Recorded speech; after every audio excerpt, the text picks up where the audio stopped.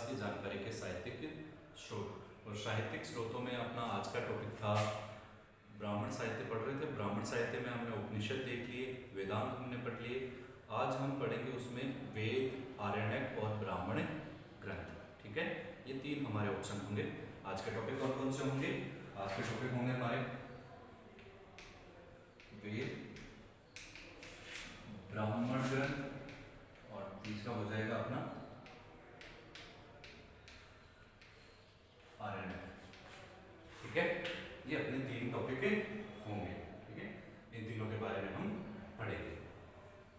पहला टॉपिक होगा आज का अपना वेद। ठीक है, वेद क्या है? ठीक है, वेदों के बारे में ऐसा है कि भारत में जब सिंधु घाटी सभ्यता का पतन हुआ और सिंधु घाटी सभ्यता के भारत में अंदर जो एक नई सभ्यता स्थापित हुई जिसका नाम था आर्य सभ्यता। ठीक है, उस आर्य सभ्यता के जनक आर्य थे। आर्य कोई जाति नहीं थी। आर्य शब्द का अर्थ होता है श्रेष्ठ। ठीक है, कि श्रेष्ठ व्यक्तित्व वाले लोगों का समूह आर्य कहलाता था। और उन्हीं आर्यों के द्वारा जिन ग्रंथों की, आर्यों के द्वारा अपने जिन धार्मिक ग्रंथों की रचना की गई उनको क्या कहा जाता था? वेद। क्या कहा जाता था? वेद। और इन्हीं वेदों से आगे चलकर वैदिक सभ्यता का जन्म हुआ। इन्हीं वेदों से आगे चलकर क्या हुआ?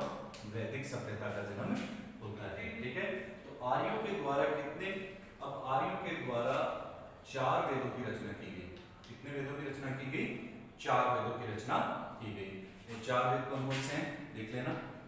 सबसे पहला है ऋग्वेद। ठीक है, दूसरा है यजुर्वेद, तीसरा आ गया सामवेद और चौथा आ जाता है अपना अथर्ववेद। ठीक है, ये अपने 4 वेद थे। ठीक है, इन चारों वेदों की स्थापना आर्यों के द्वारा की जाती है। अब इनमें देख लो, सबसे प्राचीन तो इसको माना जाता है। ठीक है, क्योंकि इस वैदिक सभ्यता को भी 2 भागों में बांटा जाता था, वैदिक और उत्तर वैदिक। इसमें वैदिक व उत्तर वैदिक। ठीक है, ये ऋग्वेद तो वैदिक सभ्यता के अंदर जिसका टाइम पीरियड माना जाता है लगभग 1500 ईसा पूर्व से लेकर 1000 ईसा पूर्व। ठीक है, वैदिक सभ्यता, वैदिक काल का जन्म टाइम पीरियड माना जाता है 1500 ईसा पूर्व से लेकर 1000 ईसा पूर्व। उस दौरान ऋग्वेद की रचना हुई थी। और ये जो बाकी के 3 हैं इनका टाइम पीरियड माना जाता है 1000 ईसा पूर्व या बीसी लिख सकते हैं, इससे लेकर लगभग 800 बीसी। ठीक है, इस टाइम पीरियड को, इस टाइम पीरियड में इन तीनों केवल इसको उत्तर वैदिक काल की संज्ञा दी जाती है। ठीक है, ये अपना एक प्रारंभिक जानकारी हो जाती है। अब एक छोटी सी जानकारी और, ये 3 थे। ठीक है, ये 3 शुद्ध रूप से आर्यों की रचना थी। शुद्ध रूप से आर्यों की रचना थी। इन तीनों की रचना आर्यों ने ही की थी। केवल ये जो ग्रंथ है अथर्ववेद, इसकी रचना आर्य और जो अनार्य उन दोनों ने संयुक्त रूप से मिलकर उन दोनों ने रचना की। इसलिए इसको, इस ऋग्वेद को वेद त्रयी में शामिल नहीं किया जाता। ये तीनों वेद त्रयी कहलाते हैं। क्या कहलाते हैं? वेद त्रयी कहलाते हैं। इससे ही अथर्ववेद बाहर है, क्योंकि इसकी रचना के अंदर अनार्यों का भी योगदान माना जाता है। ठीक है, ये इसकी कुछ छोटी मोटी जानकारी हो गई। फिर हम पर्सनल एक वेद के बारे में पढ़ेंगे। एक बार फिर से देख लेते हैं वेद। ठीक है, आज जब भारत के अंदर सिंधु घाटी सभ्यता का पतन होता है और सिंधु घाटी सभ्यता के पतन के बाद जब भारत के अंदर आर्यों के द्वारा स्थापित वैदिक सभ्यता जन्म लेती है, तो उस वैदिक सभ्यता के अंदर आर्यों के द्वारा जो अपने महत्वपूर्ण ग्रंथों की रचना की जाती है, वो 4 ग्रंथ होते हैं। वो 4 क्या कहलाते हैं? वेद। क्या कहलाते हैं? वेद कहलाते हैं। 4 वेद कौन कौन से हैं? ऋग्वेद, यजुर्वेद, सामवेद और अथर्ववेद। ठीक है, ये सबसे प्राचीन है क्योंकि इसकी रचना वैदिक काल में हो चुकी थी। बाकी 3 की उत्तर वैदिक काल में होती है। ठीक है, इन तीनों की रचना शुद्ध रूप से आर्यों के द्वारा की जाती है और इसकी रचना में आर्य और अनार्य दोनों का योगदान होता है। इसलिए इसको वेद त्रयी से बाहर रखा गया है। ठीक है, अब पूछ लेते हैं वेद होता क्या है, क्या कहलाता है। तो तो इसकी कुछ छोटी मोटी जानकारी। वेद, वेद मतलब विद धातु से बना है। किस धातु से बना है? विद धातु से बनना है, जिसका अर्थ क्या होता है? जानना। वेद संस्कृत भाषा के विद धातु से बना है, जिसका अर्थ होता है जानना। लेकिन सर्वमान्य तौर पर इसका एक ही अर्थ निकाला जाता है, वो है ज्ञान। क्या निकाला जाता है? ज्ञान। और वेदों को अंतिम रूप से संकलित किसने किया? ठीक है, प्रारंभ में वेद क्या थे? प्रारंभ में वेदों के बारे में यह कहा जाता था कि इनका निर्माण पुरुषों ने नहीं किया है, इसलिए इनको अपौरुषेय भी कहा जाता था। इनका निर्माण जो आर्य जनजाति के थे, आज जो वैदिक सभ्यता के लोग थे, उनका मानना था कि वेदों का निर्माण पुरुष ने नहीं किया है, इसलिए इसको अपौरुषेय। उनका मानना था कि इनका निर्माण देवताओं ने किया है, इसलिए इनको देव निर्मित कहा जाता था। ठीक है, प्रारंभ में ये लिखित नहीं थे, ये बोलचाल में, मतलब एक जैसे मुझे याद है, मैंने आपको कंठस्थ करवा दिया, आपको याद हो गए, फिर आपने किसी और को कंठस्थ करवा दिया, उसको याद हो गए। मतलब लिखित में नहीं थे, ये श्रुति रूप में, मतलब एक दूसरे को सुनकर याद रखते थे, इसलिए इसको श्रुति भी कहा जाता था। वेदों को श्रुति भी कहा जाता है। ठीक है, तो प्रारंभ में ये लिखित रूप में नहीं थे। बाद में एक ऋषि आए, वेद व्यास। क्या नाम था उनका? वेद व्यास। एक ऋषि आए जिनका नाम था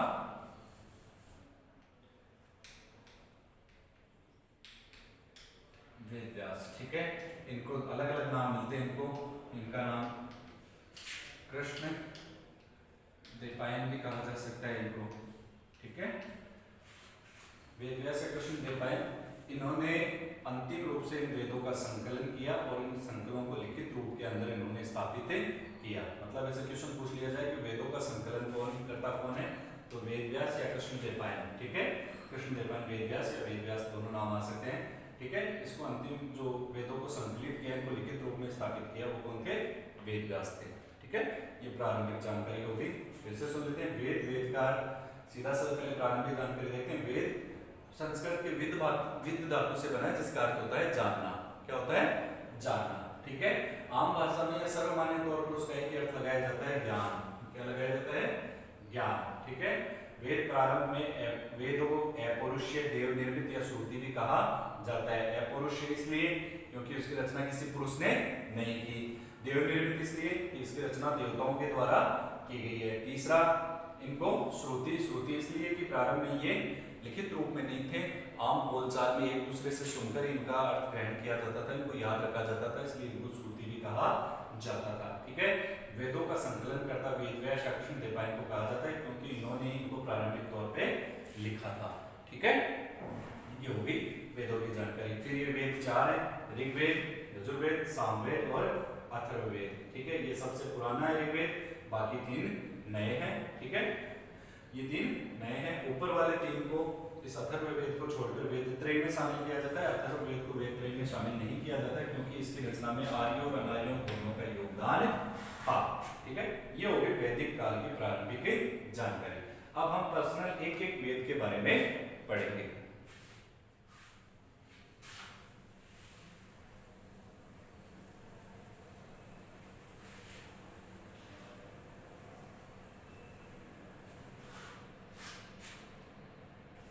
सबसे पहला वेद ले लेते हैं हम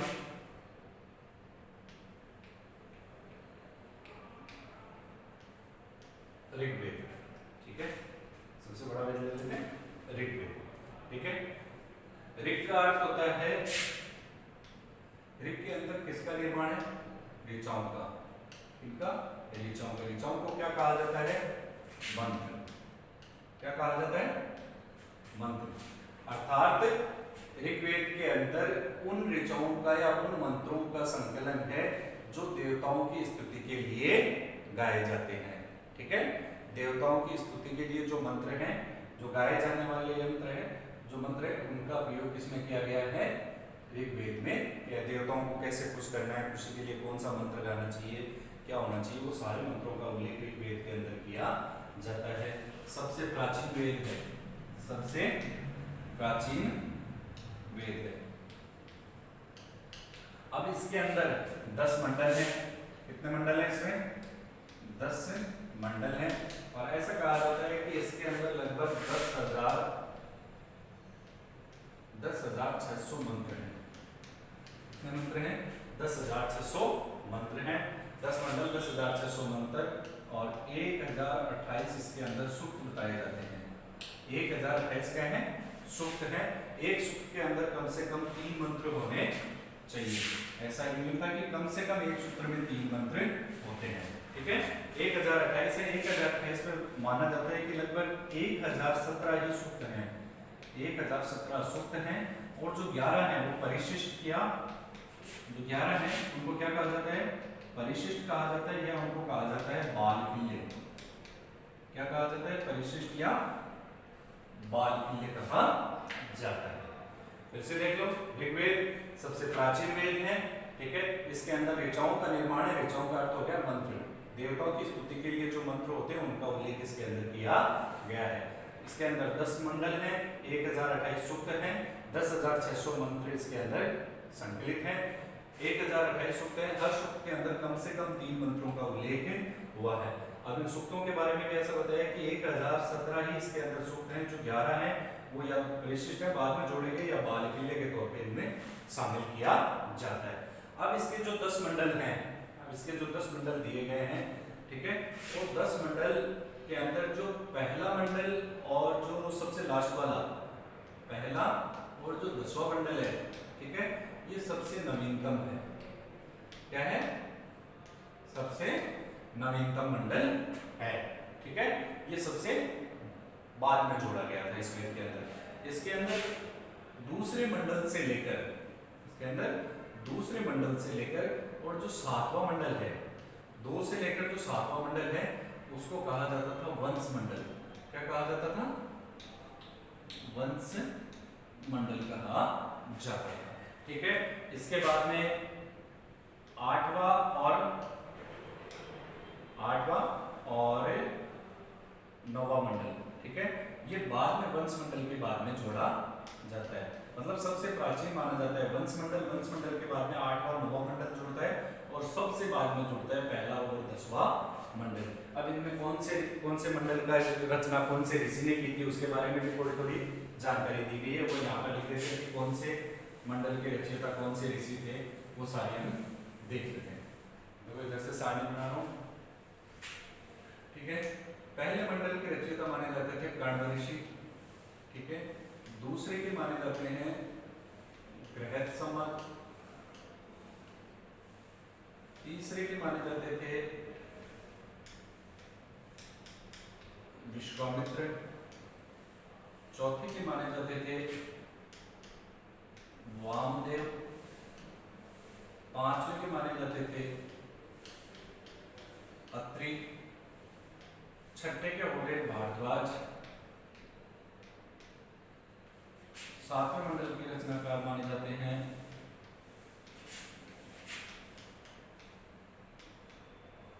विश्वामित्र आगे ऊपर वशिष्ठ। कौन आ गए? सातवें के माने जाएंगे वशिष्ठ। आठवें के हो जाएंगे अपने, आठवें मंडल के रचयिता थे, पहले के कर्ण हो गए। नौवें के आठवें का एक बार दिमाग से मिस हो गया। नौवें के थे अंगिरा,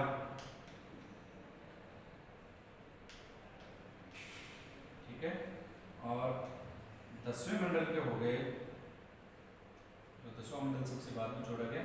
इस मंडल के इन 2 की अभी जानकारी उपलब्ध नहीं है। ये कुछ ऋषि थे, उनके बारे में हमें पता चल गया। जैसे पहला का कण्व है, दूसरा का बृहत्समक है, तीसरे का विश्वामित्र है, चौथे का वामदेव है, छठे का अत्रि, छठे का भारद्वाज, सातवें का वशिष्ठ। ये कुछ जो ऋषियों के नाम उपलब्ध है वो मैंने आपको यहाँ पर जानकारी दी है। ठीक है, ये 9वां मंडल है, ये सोम को समर्पित है। किसको समर्पित है? सोम को समर्पित है। ये कुछ मंडल हैं आपने 10 और 10 मंडलों का इसके अंदर उल्लेख किया गया है। अब इसके अंदर कुछ और चीजें आते हैं, 2-4 चीजें और आती है, वो भी मैं आपको बता देता हूँ। जैसे ये जो 10वां मंडल है, ये सबसे लास्ट में जोड़ा गया। इसके अंदर ही वर्णाश्रम व्यवस्था का उल्लेख है। किसका उल्लेख है? वर्णाश्रम व्यवस्था का सबसे प्राचीन उल्लेख इसी के अंदर माना जाता है।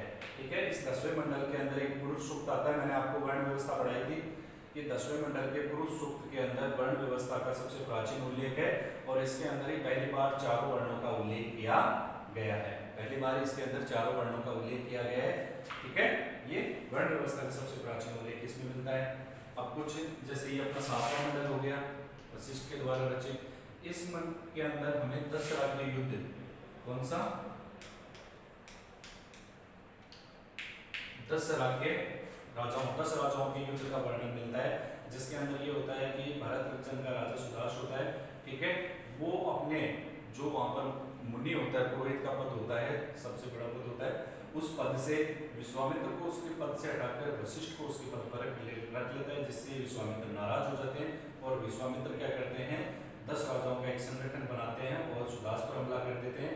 इस युद्ध में 10 राज जो सुदास की तरफ से कौन होते हैं, वशिष्ठ शामिल होते हैं, लेकिन इस युद्ध के अंदर जो वशिष्ठ होते हैं उनकी विजय होती है। ठीक है, ये इस जो 7वें मंडल है उसके अंदर हमें 10 राज्य युद्ध का वर्णन देखने को मिलता है। और ये जो तीसरा मंडल है, इस तीसरे मंडल के अंदर हमें सवित्र मतलब जो गायत्री मंत्र है, हम सुबह प्रार्थना के अंदर हम देखते हैं गायत्री मंत्र का उच्चारण करते हैं, उस गायत्री मंत्र का उच्चारण किसमें मिलता है, इसमें। ठीक है, पहला मंडल है, इसकी शुरुआत अग्नि से शुरू होती है, अग्नि को समर्पित है। ठीक है, अग्नि को इसको प्रारंभ से इसकी शुरुआत मानी जाती है। तो ये ऋग्वेद की थोड़ी प्रारंभिक जानकारी हो गई।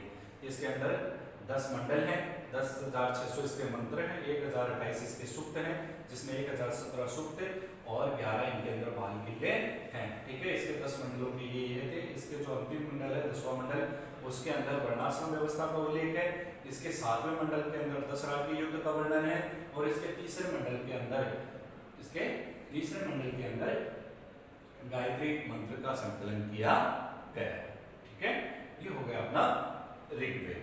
अब हम चलते हैं दूसरे वेद की तरफ।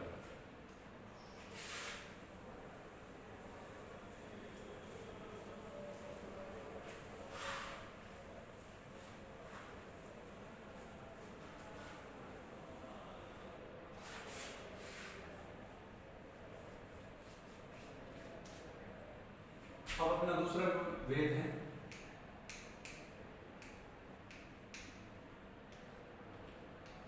सामवेद।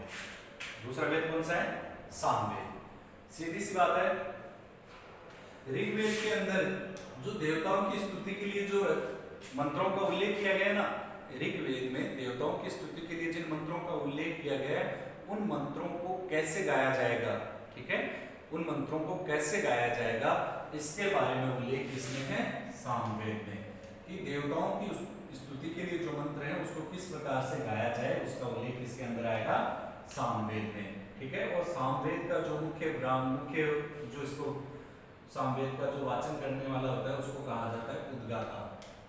क्या कहा जाता है, उद्गाता। मतलब उद्गाता नामक एक ऋषि होता है जो सामवेद का वाचन करता है। अब इसके अंदर भी काफी चीजें हैं। इसके अंदर बताया गया कि इसके अंदर 1869 मंत्र हैं। कितने हैं, 1869 मंत्र हैं। ठीक है, लेकिन कुछ मंत्र रिपीट हो जाते हैं, कुछ ऐसे मंत्र हैं जो बार बार दोबारा आते हैं, 2 से 3 बार आते हैं, इसलिए इनकी रचना मानी जाती है कि इसमें टोटल कितने हैं, 549। ठीक है, और उन 549 में से ही इस सामवेद के खुद के कितने हैं, 75। कितने हैं, 75। अब आपसे क्वेश्चन पूछ लिया जाए कि सामवेद में मंत्रों का कितने मंत्रों का उल्लेख है, तो आपको बताना है 1869। फिर ऐसे पूछ लिया जाए कि सामवेद के स्वयं के कितने मंत्र हैं, तो कितने हैं, 75। और जो 75 से बाकी जितने भी बचे हैं वो सारे के सारे जो के तो ऋग्वेद से उठाकर यहाँ पर वापस से ले लिए। मतलब ऋग्वेद से 1549 मंत्रों को ऐसे कैसे उठाकर रख लिया गया है।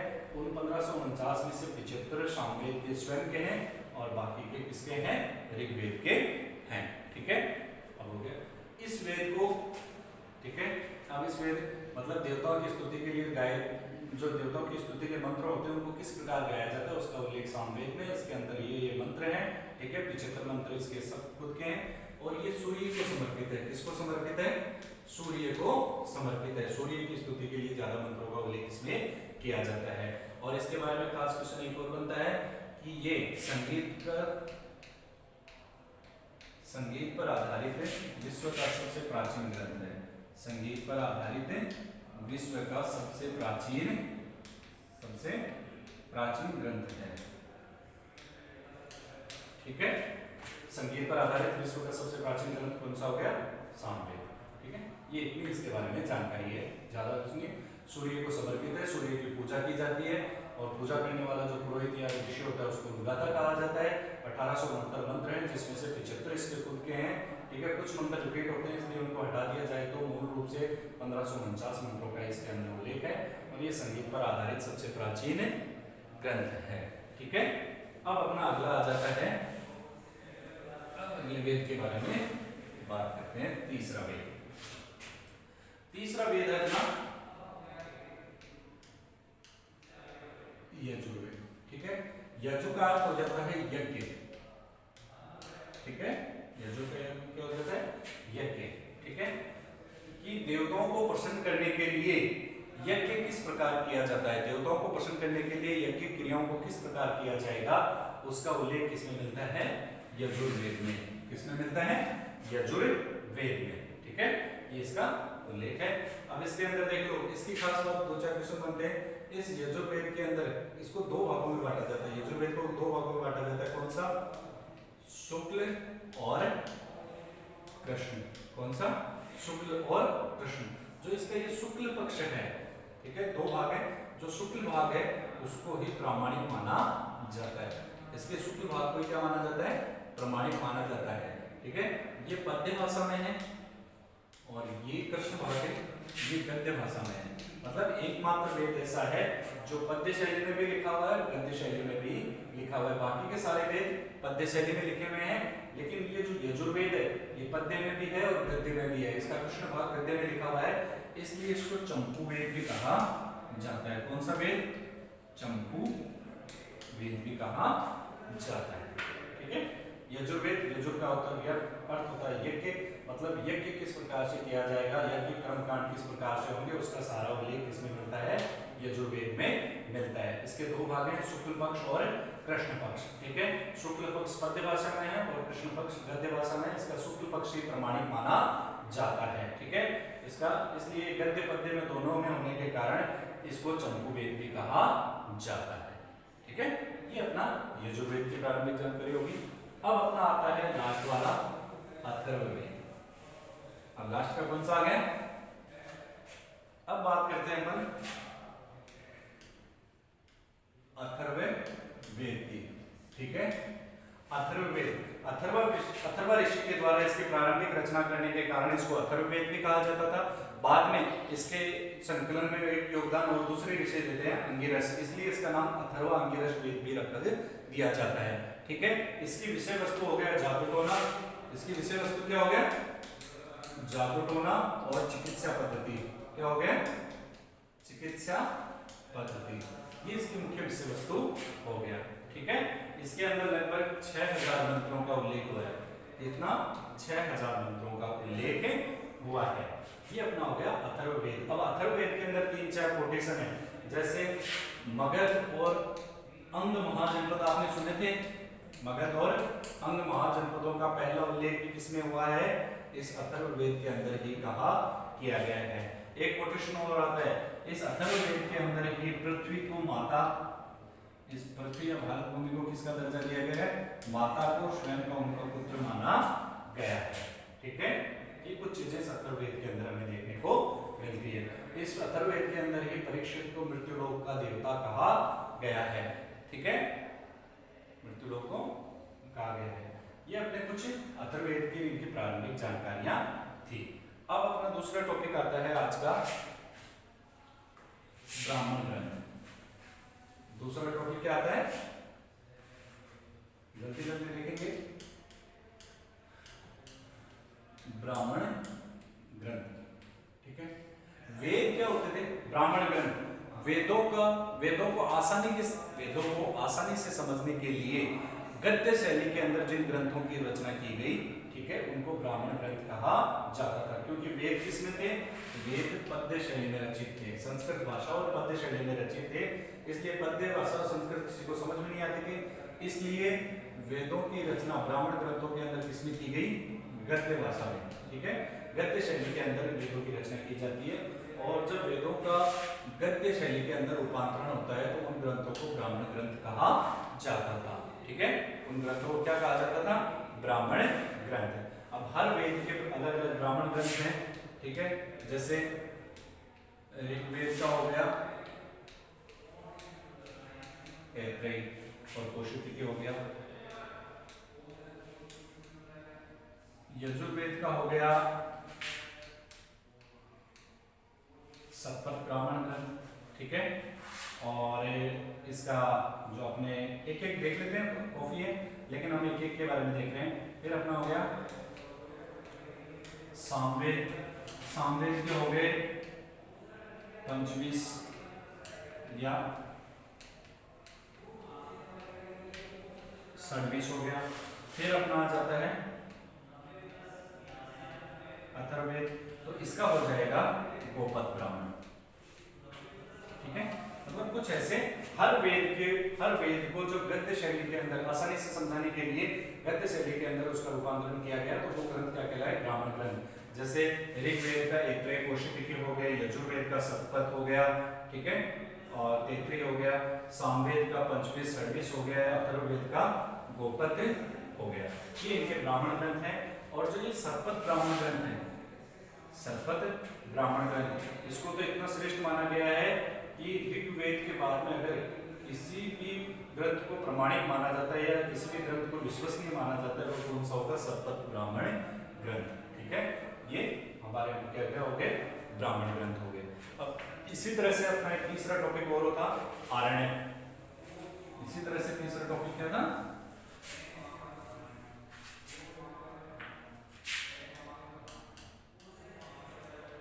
आरण्यक। देखो आरण्यक का अर्थ होता है जंगल। आरण्यक का अर्थ क्या होता है, जंगल, ठीक है। हमारे जो ऋषि मुनि थे, ठीक है, उन्होंने जंगल में जाकर एकांत जगह पर निवास करके उन्होंने जिन ग्रंथों की रचना की उनको क्या कहा जाता था, आरण्यक, ठीक है। अर्थात ऋषि मुनियों के द्वारा जंगलों में जाकर एकांत स्थान पर रहकर जिन ग्रंथों की रचना की जाए उनको क्या कहा गया था, आरण्यक, ठीक है। इन आरण्यक की मुख्य वस्तु क्या थी, प्राण विद्या। क्या थी, प्राण विद्या। आरण्यक की जो मुख्य विषय वस्तु क्या थी, प्राण विद्या, ठीक है। अर्थात अध्यात्म और दार्शनिक चिंतन था।